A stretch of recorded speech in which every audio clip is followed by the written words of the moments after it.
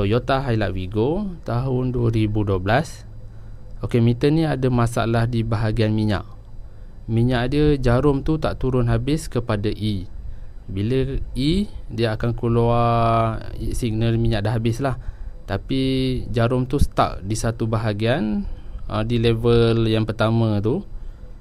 Jadi kita tak tahulah minyak tu ada lagi ke, tak ada ke. Kadang-kadang kita drive, tiba-tiba je kita dah tersada tepi jalan.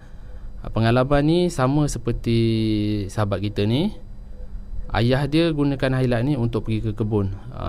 Dalam masa tu dah 5 kali kereta tersadai di tepi jalan disebabkan minyak habis. Hilux ni pernah juga habis minyak, kemudian towing tarik pergi ke bengkel.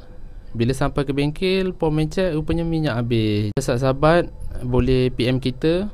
Kalau jauh boleh post, kalau dekat boleh datang. Assalamualaikum, kita jumpa lagi.